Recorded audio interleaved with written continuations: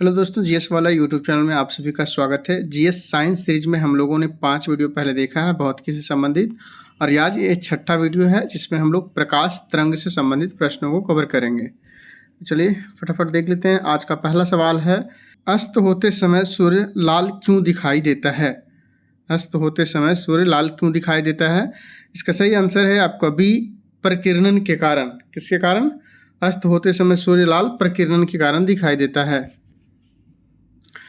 प्रकाश के प्रकीर्णन के कारण ही सूर्यास्त एवं सूर्योदय के समय सूर्य लाल दिखाई देता है। प्रकाश के प्रकीर्णन के कारण ही सूर्यास्त एवं सूर्योदय के समय सूर्य क्या है? लाल दिखाई देता है। बैगनी रंग के प्रकाश का प्रकीर्णन सबसे अधिक है। क्या है? बैगनी रंग के प्रकाश का प्रकीर्णन सबसे अधिक होता है, जबकि लाल रंग के प्रकाश का प्रकीर्णन क्या होता है? सबसे कम होता है। बैगनी का सबसे अधिक और लाल रंग का सबसे कम होता है प्रकाश प्रकीर्णन। अगला है, सूर्योदय और सूर्यास्त के समय सूर्य अधिकतम दूरी पर होता है, इसलिए अन्य सभी रंग प्रकीर्णित हो जाते हैं, जबकि लाल रंग का प्रकीर्णन नहीं हो पाता है, इसलिए लाल रंग हमारे नेत्रों तक पहुंच पाता है। क्या होता है? सूर्योदय और सूर्यास्त जब होने वाला होता है उस समय सूर्य और पृथ्वी के बीच क्या हो जाती है? दूरी अधिक हो जाती है, और जब दूरी अधिक हो जाती है तो सभी रंग जो है प्रकीर्णित हो जाते हैं, किंतु लाल रंग का जो है प्रकीर्णन सबसे कम है। लाल रंग का प्रकीर्णन सबसे कम है, तो ये बहुत कम प्रकीर्णित होता है, और यही लाल रंग हमारे आँख तक पहुँचता है। तो हम कहते हैं कि सूर्यास्त और सूर्योदय के समय जो है सूर्य लाल रंग का दिखाई देता है। अगला है, आकाश का रंग नीला जो है किसके कारण होता है? प्रकीर्णन के कारण। आकाश का रंग नीला जो है वो प्रकीर्णन के कारण ही दिखाई पड़ता है। आज का दूसरा प्रश्न है, 3D फिल्म में देखने के लिए प्रयुक्त चश्मों में होता है। 3D फिल्म देखने के लिए प्रयुक्त चश्मों में होता है, क्या होता है? पोलेरॉइड। आपका डी आंसर सही है, पोलेराइड। 3D फिल्म देखने के लिए प्रयुक्त चश्मों में पोलेराइड होता है। 3D फिल्म देखने के लिए पोलेराइड लेंस का प्रयोग किया जाता है। किस लेंस का? पोलेराइड लेंस का प्रयोग किया जाता है। पोलेराइड प्रकाश की तीव्रता का नियंत्रण करता है। यह सामान्यतः धूप चश्मे में भी प्रयोग में लाया जाता है। पोलेराइड क्या होता है? प्रकाश की तीव्रता को नियंत्रित करता है। प्रकाश जितनी तीव्र गति से आती है उसको नियंत्रित करके हमारी आंखों तक पहुंचाता है पोलेराइड। इसीलिए जो है इसका प्रयोग धूप चश्मों में किया जाता है, पोलेराइड कांच का। अगला, धूप चश्मे की क्षमता क्या होती है? शून्य डायोप्टर होती है। धूप चश्मा जो हम लोग यूज करते हैं सनग्लासेस, उसकी डायोप्टर क्या होती है? शून्य होती है। लेंस की क्षमता की इकाई क्या है? डायोप्टर है। लेंस की क्षमता किसमें मापते हैं? डायोप्टर में। 3D चश्मा ध्रुवित कांच का बना होता है। किस कांच का? ध्रुवित कांच का। चलिए आज का तीसरा प्रश्न है, इंद्रधनुष में सबसे बाहर की ओर कौन सा रंग होता है? इंद्रधनुष में सबसे बाहर की ओर कौन सा रंग होता है? जैसे इंद्रधनुष ये है तो ये अंदर की पार्ट हो गया और ये बाहर का पार्ट हो गया, तो यही पूछ रहा है, यानी सबसे बाहर का जो पार्ट होता है वो कौन सा होता है? वो लाल रंग का होता है। इसका सही आंसर ऑप्शन सी, लाल रंग का। और सबसे अंदर क्या होता है? बैगनी। सबसे अंदर कौन सा होता है? बैगनी। और सबसे बाहर क्या होता है? लाल होता है। इंद्रधनुष में लाल रंग बाहर की तरफ होता है। इंद्रधनुष में लाल रंग क्या होता है? बाहर की तरफ होता है। इंद्रधनुष के बनने का कारण है, कौन कौन से कारण होते हैं? कौन कौन से कारण लागू होते हैं इंद्रधनुष बनने में? अपवर्तन होते हैं, पूर्ण आंतरिक परावर्तन एवं वर्ण विक्षेपण। इंद्रधनुष बनने में अपवर्तन, पूर्ण आंतरिक परावर्तन एवं वर्ण विक्षेपण तीनों प्रक्रिया लागू होते हैं। इंद्रधनुष के रंगों का सही अनुक्रम है। सही अनुक्रम कौन कौन सा है? पहले बैगनी, फिर जामुनी, तब नीला, उसके बाद हरा, पीला, नारंगी एवं लाल। इसको सही से याद रखने का तरीका है बैजनी हा पिनाला। बैजनी हा पिनाला। बै से बैगनी, जा से जामुनी, नी से नीला, और हा से हरा, पी से पीला, ना से नारंगी और ला से लाल। बैजनी हा पिनाला। इंद्रधनुष में इसी क्रम में होते हैं जो कलर होते हैं। सबसे नीचे बैगनी, उसके बाद जामुनी, फिर नीला, हरा, पीला, नारंगी, और सबसे ऊपर जो है ये लाल होता है। इसको इंग्लिश में भी याद रख सकते हैं। इंग्लिश में याद रखने का तरीका है विव गेओर। विव गेओर। वी से वायलेट, आई से इंडिगो, वी से ब्लू, जी से ग्रीन, वाई से येलो, ओ से ऑरेंज और आर से रेड। चलिए, इंद्रधनुष हमेशा सूर्य के विपरीत होता है तथा यह एक अप्राकृतिक घटना है। कहने का मतलब हुआ कि इंद्रधनुष जो क्या है, सूर्य के हमेशा विपरीत, यानी कि सूर्य अगर इधर पूरब से निकल रही होगी तो इंद्रधनुष हमेशा जो है पश्चिम में दिखाई देगा। और अगर यही शाम का वक्त हो जाएगा तो सूर्य अगर पश्चिम में आ जाएगी तो इंद्रधनुष हमको किधर दिखाई देगा, इधर पूरब की तरफ दिखाई देगा। और यह क्या है, इंद्रधनुष बनना एक प्राकृतिक घटना है। यही जब बात आती है कि ये दोपहर में किस तरफ दिखाई देगा इंद्रधनुष, तो दोपहर में इंद्रधनुष नहीं दिखाई देता है। दोपहर में इंद्रधनुष हमको नहीं दिखाई देता है और सुबह जब इंद्रधनुष बनेगा तो हमको पश्चिम की तरफ और दोपहर को पूर्व की तरफ। इंद्रधनुष में ऊपर लाल रंग एवं नीचे बैंगनी रंग होता है। इंद्रधनुष में ऊपर लाल रंग एवं नीचे बैंगनी रंग होता है। आज का चौथा प्रश्न है, प्रकाश एक अनुप्रस्थ तरंग है, साबित करती हुई एकमात्र घटना कौन सी है। प्रकाश एक अनुप्रस्थ तरंग है, इसको साबित करने के लिए एकमात्र घटना कौन सी है। इसका सही आंसर है आपका ध्रुवीकरण। यह कौन सी घटना है, ध्रुवीकरण एक ऐसी घटना है जो यह साबित करती है कि प्रकाश एक अनुप्रस्थ तरंग है। प्रकाश एक अनुप्रस्थ तरंग है, यह साबित करता है एकमात्र घटना कौन सा है, ध्रुवीकरण है। प्रकाश एक प्रकार की क्या है, प्रकाश एक प्रकार की ऊर्जा है। प्रकाश एक प्रकार की ऊर्जा है। प्रकाश विद्युत चुंबकीय तरंगों के रूप में संचारित होती है। किस तरंग के रूप में, विद्युत चुंबकीय तरंगों के रूप में संचारित होती है। सूर्य के प्रकाश को पृथ्वी पर पहुंचने में 8.5 सेकंड का समय लगता है। कितना समय, 8.5 सेकंड। प्रकाश की गति सघन माध्यम में कम होती है। प्रकाश की गति क्या होती है, सघन माध्यम में इसकी चाल जो है कम हो जाती है। प्रकाश का रंग उसके तरंग दैर्घ्य से निर्धारित होता है। प्रकाश का रंग किससे निर्धारित होता है, उसके तरंग दैर्घ्य से। चलिए आज का पांचवा प्रश्न है, कौन सा यंत्र समुद्र के स्तर से ऊपर की वस्तुओं को देखने के लिए पनडुब्बी में प्रयोग में लाया जाता है। कौन सा ऐसा यंत्र है जो समुद्र में जब पनडुब्बी अंदर चली जाती है तो समुद्र के ऊपर की वस्तुओं को देखने के लिए उसमें कौन सा यंत्र प्रयोग में लाया जाता है। इसका सही आंसर है पेरिस्कोप, ऑप्शन सी पेरिस्कोप। सही आंसर पेरिस्कोप। पेरिस्कोप को समुद्र के स्तर से ऊपर की वस्तुओं को देखने के लिए पनडुब्बी में प्रयोग में लाया जाता है। पेरिस्कोप को क्या है, समुद्र के स्तर से ऊपर की वस्तुओं को देखने के लिए पनडुब्बी में प्रयोग में लाया जाता है। पायरोमीटर द्वारा दूर स्थित वस्तुओं का ताप ज्ञात किया जाता है। पायरोमीटर द्वारा क्या मापा जाता है, दूर स्थित वस्तुओं का ताप। ओडोमीटर पहिए वाली गाड़ी द्वारा चली गई दूरी मापने में काम आता है। ओडोमीटर क्या होता है, पहिए वाली जो गाड़ी चलती है उसकी दूरी मापने में काम आता है ओडोमीटर। अगला है एपीडियास्कोप। एपीडियास्कोप का प्रयोग चित्रों को पर्दे पर प्रेक्षण के लिए प्रयोग किया जाता है। एपीडियास्कोप का प्रयोग कहाँ किया जाता है, चित्रों को पर्दे पर प्रेक्षण के लिए। चलिए आज का छठा प्रश्न है, मानव की आंख निम्न में से किस सिद्धांत पर काम करती है। मानव की आंख किस सिद्धांत पर काम करती है। इसका सही आंसर है बी प्रकाश के अपवर्तन। मानव की आंख किस सिद्धांत पर कार्य करती है, प्रकाश के अपवर्तन के सिद्धांत पर। मानव की आंख प्रकाश के अपवर्तन के सिद्धांत पर कार्य करता है। जल में पड़े छड़ी का मुड़ा दिखना, जल में पड़े सिक्के या मछली का ऊपर उठा हुआ दिखना, आकाशीय पिंडों का बड़ा दिखना, स्विमिंग पूल का कम गहरा दिखना, तारों का टिमटिमाना आदि प्रकाश के अपवर्तन के कारण होता है। देख लीजिए बड़ा इंपॉर्टेंट प्रश्न है। जल में पड़े छड़ी का मुड़ा दिखना, जल में पड़े सिक्के या मछली का ऊपर उठा हुआ दिखना, आकाशीय पिंडों का बड़ा दिखना, स्विमिंग पूल का वास्तविक गहराई से कम दिखना, तारों का टिमटिमाना आदि प्रकाश के क्या है, अपवर्तन के कारण होता है। नेत्रदान में नेत्र का कॉर्निया दान किया जाता है। नेत्रदान में नेत्र का कौन सा भाग दान किया जाता है, कॉर्निया। कॉर्निया का रंग कैसा होता है, उजला होता है और कॉर्निया में जो है रक्त कोशिकाएं नहीं पाई जाती है। कॉर्निया में रक्त कोशिकाएं नहीं पाई जाती है। मानव नेत्र के बाह्य उभार को क्या कहते हैं, कॉर्निया। मानव नेत्र के बाह्य उभार को क्या कहते हैं, कॉर्निया। मानव नेत्र का रंग आइरिस पर निर्भर करता है। मानव नेत्र का रंग कैसा, किस पर निर्भर करता है, आइरिस पर। इसी के कारण जो है हम लोग किसी का कहते हैं आँख जो है ब्लैक, डार्क ब्लैक, भूरा या फिर वाइट जो कहते हैं, इसके कारण आइरिस पर निर्भर करता है। श्वेत प्रकाश का 7 रंगों में विभाजन प्रकाश का वर्ण विक्षेपण कहलाता है।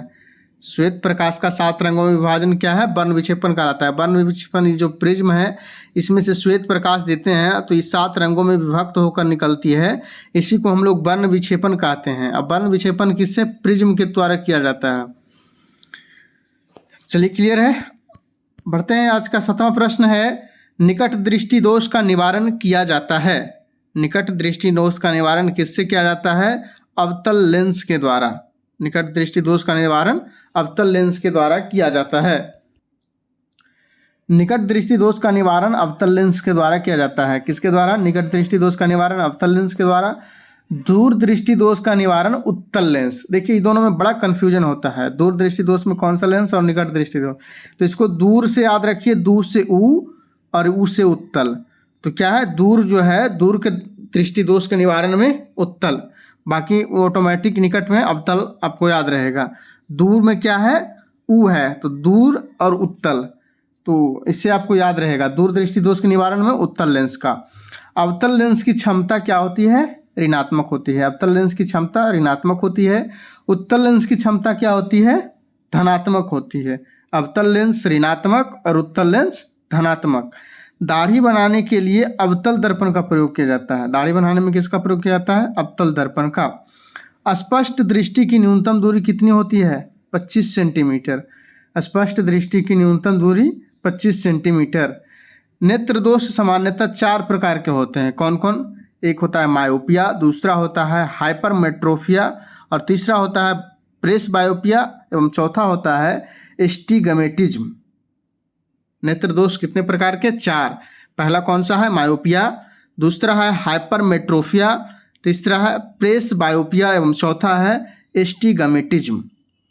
अगला है मायोपिया में वस्तु का प्रतिबिंब रेटिना पर ना बनकर रेटिना के आगे बनता है। मायोपिया में वस्तु का प्रतिबिंब कहाँ बनता है? रेटिना के आगे बनता है। आज का 8वां प्रश्न है, प्रकाश का सबसे अच्छा परावर्तक क्या है? प्रकाश का सबसे अच्छा परावर्तक क्या है? इसका सही आंसर है आपका बी, रजत। रजत यानी कि चांदी। रजत मतलब चांदी। तो ये प्रकाश का क्या है? सबसे अच्छा परावर्तक है। प्रकाश का सबसे अच्छा परावर्तक रजत है। यह ऊष्मा एवं विद्युत का भी सबसे अच्छा सुचालक है। रजत यानी कि चांदी जो है ऊष्मा एवं ऊर्जा का भी सबसे अच्छा सुचालक होता है। तो क्या हो गया? तीनों का हो गया, प्रकाश का भी, ऊष्मा का भी और विद्युत का भी। तीनों का सबसे अच्छा जो है परावर्तक या सुचालक क्या है? रजत है। रजत का परमाणु संख्या 47 एवं द्रव्यमान संख्या कितना होता है? 108। रजत यानी कि चांदी का परमाणु संख्या 47 एवं द्रव्यमान संख्या 108 होता है। प्रकाश के वेग की गणना सबसे पहले किसने की थी? रोमर ने। प्रकाश के वेग की गणना सबसे पहले रोमर ने। प्रकाश सबसे अधिक गति से निर्वात में यात्रा करता है। प्रकाश की सर्वाधिक गति कहाँ होती है? निर्वात में। प्रकाश विद्युत चुम्बकीय तरंग है। प्रकाश कैसा तरंग है? विद्युत चुम्बकीय तरंग। प्रकाश अनुप्रस्थ तरंग का भी उदाहरण है। प्रकाश विद्युत चुम्बकीय तरंग है और यह अनुप्रस्थ तरंग का भी उदाहरण है। अगला है आज का 9वां प्रश्न, प्रकाश तंतु जिस सिद्धांत पर काम करता है वह है। प्रकाश तंतु जिस सिद्धांत पर कार्य करता है वह क्या है? यह पूर्ण आंतरिक परावर्तन है। 9 का ए सही हो जाएगा, पूर्ण आंतरिक परावर्तन। जब प्रकाश एक माध्यम से दूसरे माध्यम में प्रवेश करती है तब प्रकाश की दिशा में परिवर्तन को क्या कहते हैं? प्रकाश का अपवर्तन कहते हैं। जब प्रकाश एक माध्यम से दूसरे माध्यम में प्रवेश करती है तो प्रकाश की दिशा में परिवर्तन को क्या कहते हैं? प्रकाश का अपवर्तन। अगला है, किसी चिकनी सतह से प्रकाश के वापस लौट जाने की घटना को क्या कहते हैं? प्रकाश का परावर्तन। को बारीकी से समझिए। प्रकाश का अपवर्तन क्या है? प्रकाश किसी सतह पर पड़ करके वो दूसरे दिशा में मुड़ जाती है, जबकि परावर्तन कहता है कि उस सतह पर टकरा करके फिर वापस आ जाती है, तो उसे प्रकाश का परावर्तन कहते हैं। अगला है, यदि आपतन कोण का मान क्रांतिक कोण से अधिक हो जाए, यदि आपतन कोण का मान क्रांतिक कोण से अधिक हो जाए तो प्रकाश विरल माध्यम से बिल्कुल नहीं जाता बल्कि संपूर्ण प्रकाश परावर्तित होकर सघन माध्यम में ही लौट जाता है। इसी घटना को क्या कहते हैं? प्रकाश का पूर्ण आंतरिक परावर्तन कहते हैं। हीरे का चमकना मरुभूमि में मृग मारीचिका की घटना, कांच में पड़ी दरारों का चमकना, पेपर वेट में वायु के बुलबुले का चमकना आदि क्या है? प्रकाश के पूर्ण आंतरिक परावर्तन का उदाहरण है। ये बहुत ही इंपॉर्टेंट प्रश्न है, लगभग परीक्षा में देखे जाते हैं। हीरे का चमकना, मरुभूमि में मृग मारीचिका की घटना, कांच में पड़े दरारों का चमकना, पेपर वेट में वायु के बुलबुले का चमकना आदि क्या है? प्रकाश के पूर्ण आंतरिक परावर्तन का उदाहरण है। आज का 10वां प्रश्न है, आसमान का नीला रंग होने का कारण है। आसमान का नीला रंग होने का कारण है प्रकाश का प्रकीर्णन। ऑप्शन बी सही है आपका, प्रकाश का प्रकीर्णन। आसमान का नीला रंग किस लिए होता है? प्रकाश के प्रकीर्णन के कारण। आसमान का नीला रंग होने का कारण है प्रकाश का प्रकीर्णन। वायु में उपस्थित धूल कणों के द्वारा टकराकर प्रकाश का सभी दिशाओं में फैलने की घटना क्या कहलाती है? प्रकीर्णन। कोई कण है, ठीक है, इसमें प्रकाश पड़ा और इसमें पड़ने के बाद चारों तरफ इसका जो है अपना प्रकाश बिखेरने लगती है, तो इस क्रिया को क्या कहते हैं? प्रकाश का प्रकीर्णन कहते हैं।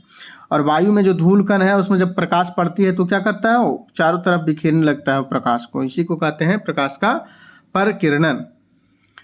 प्रकाश के लाल रंग का प्रकीर्णन सबसे कम होता है। लाल रंग का प्रकीर्णन क्या होता है? सबसे कम होता है।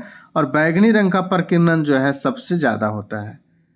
लाल रंग का प्रकीर्णन सबसे कम और बैगनी का सबसे ज़्यादा। लाल रंग का प्रकीर्णन कम होने के कारण ही सूर्योदय एवं सूर्यास्त के समय सूर्य का रंग क्या होता है? लाल रंग दिखाई देता है। चंद्रमा पर वायुमंडल नहीं होने के कारण उस पर पहुंचने वाले प्रकाश का प्रकीर्णन नहीं हो पाता है। वहाँ वायुमंडल नहीं है तो कोई धूल कण भी नहीं होगा, तो वहाँ जो प्रकाश जाएगा उसका प्रकीर्णन भी नहीं होगा, और इसी कारण चंद्रमा तल से आकाश का रंग क्या होता है? वो काला दिखाई देता है। अगला है सीढ़ी का रंगीन दिखाई देना, साबुन के बुलबुले का रंगीन दिखाई देना, जल की सतह पर फैले तेल की परत का रंगीन दिखाई देना किसका उदाहरण है? व्यतिकरण का। यह भी इंपॉर्टेंट प्रश्न है, फिर से इसको देख लीजिए। सीढ़ी का रंगीन दिखाई देना, साबुन के बुलबुले का रंगीन दिखाई देना, जल की सतह पर फैले तेल की परत का रंगीन दिखाई देना प्रकाश के व्यतिकरण का उदाहरण है। आज का 11 नंबर प्रश्न है, जब कोई प्रकाश किरण सघन माध्यम से विरल माध्यम में प्रवेश करती है तो क्या होती है? जब कोई प्रकाश किरण सघन माध्यम से विरल माध्यम में प्रवेश करती है तो क्या होता है? वह अभिलंब से दूर मुड़ जाती है। सही आंसर क्या हो जाएगा? वह अभिलंब से दूर मुड़ जाती है। जब कोई प्रकाश किरण सघन माध्यम से विरल माध्यम में प्रवेश करती है तो वह अभिलंब से दूर मुड़ जाती है। जब कोई प्रकाश किरण सघन माध्यम से विरल माध्यम में प्रवेश करती है तो वह अभिलंब से दूर मुड़ जाती है। प्रकाश या ध्वनि एक माध्यम से दूसरे माध्यम में जाने पर आवृत्ति नहीं बदलती है। प्रकाश या ध्वनि जब एक माध्यम से दूसरे माध्यम में जाती है तो उसका क्या होता है? आवृत्ति नहीं बदलता है। जब प्रकाश या ध्वनि एक माध्यम से दूसरे माध्यम में जाती है तो अभिलंब की ओर मुड़ जाती है। इस घटना को अपवर्तन कहते हैं। दोनों में यहाँ कन्फ्यूजन है, इसको देखिएगा। यह है सघन माध्यम से विरल माध्यम में जब जाती है तो अभिलंब की ओर मुड़ती है, और जब एक माध्यम से दूसरे माध्यम में नॉर्मली जाती है तो क्या होता है? अभिलंब की ओर मुड़ जाती है। आज का 12 नंबर प्रश्न है, दो समानांतर दर्पणों के बीच कितने प्रतिबिंब देखे जा सकते हैं?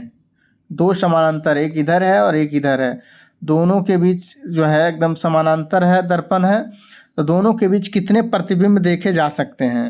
इसका सही आंसर है अनंत। दो समानांतर दर्पणों के बीच कितने प्रतिबिंब देखे जा सकते हैं? अनंत प्रतिबिंब देखे जा सकते हैं। समतल दर्पण द्वारा बना प्रतिबिंब का आकार वस्तु के आकार के बराबर होता है। समतल दर्पण द्वारा बना प्रतिबिंब का आकार क्या होता है?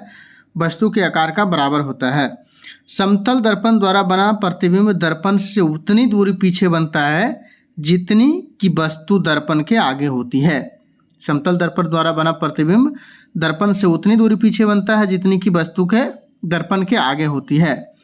सोलर कुकर तथा दाढ़ी बनाने में अवतल दर्पण का प्रयोग किया जाता है। किसका? सोलर कुकर और दाढ़ी बनाने में जो है अवतल दर्पण का प्रयोग किया जाता है। दंत विशेषज्ञों द्वारा दंत चिकित्सा में अवतल दर्पण का प्रयोग किया जाता है। सौर भट्टियों में सूर्य के प्रकाश को केंद्रित करने के लिए अवतल दर्पण का प्रयोग किया जाता है। कहाँ कहाँ देख लीजिए, सोलर कुकर, दाढ़ी बनाने, दंत चिकित्सक द्वारा दंत चिकित्सा में, सौर भट्टियों में इन सभी में जो है अवतल दर्पण का प्रयोग किया जाता है। वाहनों के पश्च दृश्य के रूप में चालक के बगल में उत्तल दर्पण का प्रयोग किया जाता है। पश्च दृश्य यानी पीछे वाले दृश्य को देखने के लिए ड्राइवर के बगल में जो लगा हुआ होता है उसमें उत्तल दर्पण होता है। कौन सा दर्पण? उत्तल दर्पण। आज का 13 नंबर प्रश्न है, एक रोगी के शरीर के अंदर देखने के लिए क्या उपयोगी है? एक रोगी के शरीर के अंदर देखने के लिए क्या उपयोगी है? इसका सही आंसर हो जाएगा आपका सी, प्रकाशीय तंतु। एक रोगी के शरीर के अंदर देखने के लिए क्या उपयोगी है? प्रकाशीय तंतु। प्रकाशीय तंतु उपयोगी है। एक रोगी के शरीर के अंदर देखने के लिए प्रकाशीय तंतु का उपयोग किया जाता है। किसका? प्रकाशीय तंतु। इसे ही ऑप्टिकल फाइबर बोलते हैं। ऑप्टिकल फाइबर या प्रकाशीय तंतु। प्रकाशीय तंतु से रोगी के आंतरिक अंगों का परीक्षण किया जाता है। किससे? प्रकाशीय तंतु से जो है रोगी के आंतरिक अंगों का परीक्षण किया जाता है। प्रकाशीय तंतु यानी ऑप्टिकल फाइबर। प्रकाशीय तंतु या ऑप्टिकल फाइबर जो है प्रकाश के पूर्ण आंतरिक परावर्तन के सिद्धांत पर कार्य करता है। प्रकाशीय तंतु या ऑप्टिकल फाइबर क्या है? प्रकाश के पूर्ण आंतरिक परावर्तन सिद्धांत पर कार्य करता है। प्रकाश सरल रेखा में गमन करता है। प्रकाश क्या है? सरल रेखा में गमन करती है। आज का 14 नंबर प्रश्न है, इंद्रधनुष बनने का कारण है। इंद्रधनुष बनने का कारण है पानी की बूंदों से सूर्य प्रकाश का अपवर्तन व प्रवर्तन। ऑप्शन ए सही है। पानी की बूंदों से सूर्य प्रकाश का अपवर्तन व प्रवर्तन के कारण ही जो है इंद्रधनुष बनता है। पानी की बूंदों से सूर्य प्रकाश का अपवर्तन व प्रवर्तन के कारण क्या हो जाता है? इंद्रधनुष बनता है। हम लोगों ने ऊपर देखा अपवर्तन, प्रकाश के पूर्ण आंतरिक प्रवर्तन एवं वर्ण विक्षेपण के कारण ही जो है इंद्रधनुष बनते हैं। पानी की बूंदों से सूर्य प्रकाश का प्रवर्तन, अपवर्तन व प्रवर्तन के कारण इंद्रधनुष बनता है। इंद्रधनुष वर्षा के पश्चात आकाशों में जल के सूक्ष्म कणों में दिखाई देने वाला एक क्या है? एक प्राकृतिक स्पेक्ट्रम है। क्या है? ये नेचुरल स्पेक्ट्रम है। इंद्रधनुष सदैव सूर्य के विपरीत बनता है। इंद्रधनुष क्या है? सदैव सूर्य के विपरीत बनता है तथा इंद्रधनुष देखने के लिए प्रेक्षक का पीठ सूर्य की ओर होना चाहिए। मतलब सूर्य अगर सुबह में पूरब से उग रही है तो जो इंद्रधनुष बनेगा ये किधर बनेगा? पश्चिम की तरफ बनेगा और व्यक्ति को जो है इधर की ओर पीठ करके खड़ा होना पड़ेगा तभी ये दिखेगा। दोपहर में इंद्रधनुष नहीं दिखाई देगा। दोपहर में क्या है? इंद्रधनुष नहीं दिखाई देगा। चूंकि सूर्य के विपरीत बनती है तो दोपहर में सूर्य जो है सीधा खड़ा होता है तो इस समय जो है इंद्रधनुष नहीं बनेगा। कभी कभी एक साथ दो इंद्रधनुष बनते हैं। कभी कभी आप लोगों ने देखा होगा एक ही साथ दो दो इंद्रधनुष बनते हैं जिसमें एक चमकीला और छोटा होता है। देखे होंगे आपने, एक चमकीला जो है ऐसे होता है और उसके ऊपर में एक बड़ा वाला बनता है। तो कभी कभी एक साथ दो इंद्रधनुष बनते हैं जिसमें एक चमकीला और छोटा होता है, जिसे क्या कहते हैं हम लोग? प्राथमिक इंद्रधनुष कहते हैं। नीचे वाला को जो छोटा वाला होता है उसको प्राथमिक इंद्रधनुष कहते हैं, जबकि दूसरा पहले के ऊपर थोड़ा धुंधला और बड़ा होता है, ये बड़ा वाला इंद्रधनुष होता है। तो इसको हम लोग क्या कहते हैं? द्वितीयक इंद्रधनुष कहते हैं। प्राथमिक इंद्रधनुष में लाल रंग बाहर होता है। प्राथमिक जो छोटा वाला इंद्रधनुष होगा इसमें दिखेगा कि ये जो लाल रंग ऊपर होता है मतलब बाहर की ओर और बैगनी रंग अंदर की ओर होता है, जबकि जो द्वितीयक इंद्रधनुष बनता है इसमें क्या होगा? लाल रंग इसमें अंदर की तरफ होगा, लाल रंग अंदर होगा, बाकी कलर बाहर होगा। तो क्लियर है? आगे बढ़ते हैं। आज का जो है अब हम लोग देखेंगे अति महत्वपूर्ण प्रश्न जो है, जो ऊपर के 14 प्रश्न के व्याख्या में नहीं शामिल किए गए किंतु बहुत ही इंपॉर्टेंट प्रश्न है जो परीक्षा में सीधे हिट करने वाला है, डायरेक्ट परीक्षा में हिट करने वाले प्रश्न है। तो सभी इंपॉर्टेंट प्रश्नों को देख लेते हैं फटाफट, 2 से 3 मिनट में देख लेंगे हम लोग। 3 मूल रंग या प्राथमिक रंग है कौन कौन? 3 मूल रंग या प्राथमिक रंग कौन कौन सा है? लाल, हरा, नीला। लहनी, इसको याद रखने का ट्रिक है, लहनी मतलब लाल, हरा और नीला। 3 मूल रंगों का प्राथमिक रंग कौन सा है? लहनी, लाल, हरा और नीला। एक रंगीन टीवी में 3 आधारभूत रंगों का मिश्रण से रंग बनते हैं, वो कौन है? वो तीनों है लाल, हरा और नीला। किसी अपारदर्शी वस्तु का रंग उस रंग के कारण होता है जिसे वह परावर्तित कर देता है। किसी अपारदर्शी वस्तु का रंग उस रंग के कारण होता है जिसे वह परावर्तित कर देता है। जैसे कोई वस्तु है तो ये हमको जो है लाल दिखाई दे रहा है। तो ये क्यों दिखाई दे रहा है? क्योंकि ये सभी रंगों को जो है अपने अंदर अवशोषित कर ले रहा है और लाल रंग के जो प्रकाश को क्या कर रहा है? परावर्तित कर दे रहा है, इसलिए ये हमें लाल दिखाई दे रहा है। किसी वस्तु का प्रतिबिंब मनुष्य की आंख पर कहाँ बनता है? रेटिना पर। किसी वस्तु का प्रतिबिंब मनुष्य की आंख पर कहाँ बनता है? रेटिना पर। आंखों के रेटिना की परंपरागत कैमरे के जिस भाग से तुलना की जाती है वह क्या है? वह फिल्म है। आंखों के रेटिना की परंपरागत कैमरा के जिस भाग से तुलना की जाती है वह है फिल्म। स्पष्ट दृष्टि की न्यूनतम दूरी 25 सेंटीमीटर होती है। खोज बत्ती में जो दर्पण प्रयुक्त होता है वो क्या है? नतोदर दर्पण। खोज बत्ती में जो दर्पण प्रयुक्त होता है नतोदर दर्पण। पढ़ने में काम आने वाले ग्लासेस बने होते हैं। पढ़ने में काम आने वाले ग्लासेस, सॉरी इसको ग्लासेस पढ़ें, ग्लासेस बनते हैं किससे? उत्तल लेंस से। दूरदृष्टि दोष निवारण के लिए काम में लेते हैं उत्तल। अभी हम लोगों ने वहाँ चर्चा किया था, दूर में ऊ का उच्चारण है और उत्तल में भी ऊ का उच्चारण है, तो दूर का उत्तल से। एक समतल दर्पण की वक्रता त्रिज्या होती है। एक समतल दर्पण की वक्रता त्रिज्या कितनी होती है? अनंत होती है। किसी व्यक्ति का पूरा प्रतिबिंब देखने के लिए एक समतल दर्पण की न्यूनतम ऊंचाई होनी चाहिए व्यक्ति की ऊंचाई का आधा। किसी व्यक्ति का पूरा प्रतिबिंब देखने के लिए एक समतल दर्पण की न्यूनतम ऊंचाई कितनी होनी चाहिए? व्यक्ति की ऊंचाई का आधा। जल के अंदर पानी का बुलबुला कार्य करता है अवतल लेंस के जैसा। जल के अंदर पानी का बुलबुला कार्य करता है अवतल लेंस के जैसा। खगोलीय दूरदर्शी से बना प्रतिबिंब होता है कैसा? काल्पनिक और बड़ा। खगोलीय दूरदर्शी से बना प्रतिबिंब होता है काल्पनिक और बड़ा। प्रसारी विश्व की संकल्पना आधारित है किस पर? डॉपलर प्रभाव पर। प्रसारी विश्व की संकल्पना किस पर आधारित है? डॉपलर प्रभाव पर। अंतरिक्ष यात्री को आकाश का रंग दिखाई देता है कैसा? काला दिखाई देता है। खतरे के संकेतों के लिए लाल प्रकाश का प्रयोग किया जाता है क्योंकि खतरे के संकेतों के लिए लाल प्रकाश का क्यों प्रयोग किया जाता है? क्योंकि इसका प्रकीर्णन सबसे कम होता है और दूर तक जाता है। इसका प्रकीर्णन जो है कम होता है और ये दूर तक फैलता है, इसीलिए जो है इसका प्रयोग किया जाता है खतरे के लिए।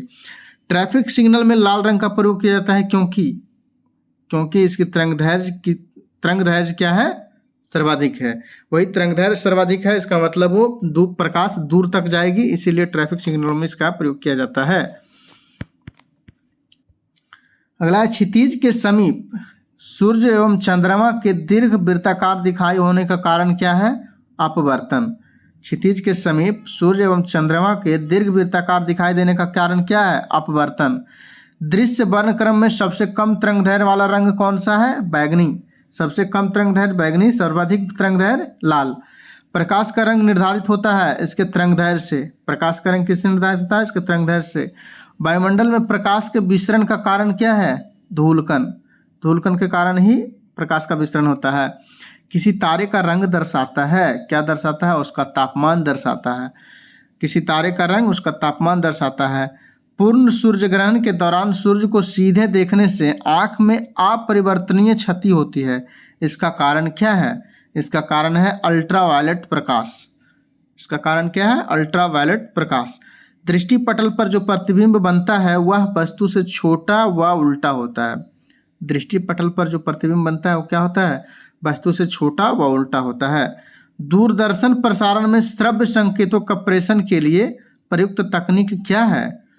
दूरदर्शन प्रसारण में श्रव्य संकेतों के प्रेषण करने के लिए जो प्रयुक्त होती है वो टेक्निक क्या कहलाती है? आवृत्ति मॉड्यूलन कहलाती है। दूरदर्शन के संकेत एक निश्चित दूरी के बाद नहीं मिल सकते। दूरदर्शन के जो संकेत है एक निश्चित दूरी तक ही मिलते हैं, उसके बाद नहीं मिल सकते हैं। क्यों? क्योंकि पृथ्वी की सतह जो है क्या है? ये वक्राकार है। पृथ्वी की सतह वक्राकार होने के कारण दूरदर्शन के संकेत एक निश्चित दूरी के बाद नहीं मिल पाते हैं। ध्वनि के पुनरुत्पाद के लिए एक सीडी ऑडियो प्लेयर में प्रयुक्त होता है, क्या होता है? Laser beam. ध्वनि के पुनरुत्पाद के लिए एक सीडी का जो ऑडियो प्लेयर होता है उसमें क्या प्रयुक्त होता है? लेसर बीम प्रयुक्त होता है। इसी स्लाइड के साथ हम लोग वीडियो समाप्त करेंगे। अगर हमारी मेहनत पसंद आ रही हो तो वीडियो को लाइक ज़रूर करें और चैनल सब्सक्राइब करें, दोस्तों के साथ शेयर भी करें। तो चलिए देख लेते हैं। एक इलेक्ट्रॉनिक पुंज को फास्फोरस कोटेड पर्दे पर फोकस कर प्रतिबिंबों को पर्दे पर जनित करना क्या कहलाता है? रोस्टर स्कैन कहलाता है। एक इलेक्ट्रॉनिक पुंज को फास्फोरस कोटेड पर्दे पर फोकस कर प्रतिबिंबों को पर्दों पर जनित करना कहलाता है रोस्टर स्कैन।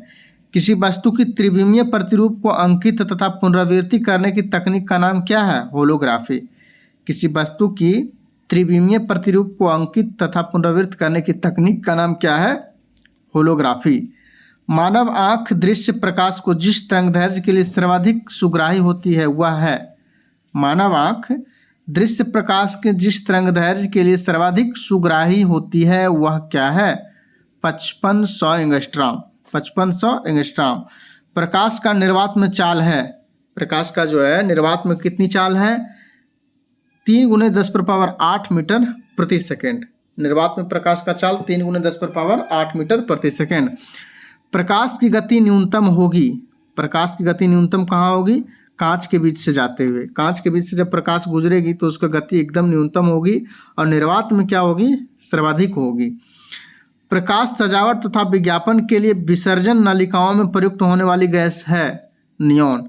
प्रकाश सजावट तथा विज्ञापन के लिए विसर्जन नलिकाओं में प्रयुक्त होने वाली गैस क्या है? नियॉन है। साबुन के पतले झाग में चमकदार रंगों का बनना परिणाम है बहुलित परिवर्तन और व्यतिकरण का। साबुन के पतले झाग में चमकदार रंगों का बनना क्या है? किसका परिणाम है? बहुलित परावर्तन एवं व्यतिकरण का। ऑप्टिकल फाइबर में किस परिघटना का उपयोग किया जाता है?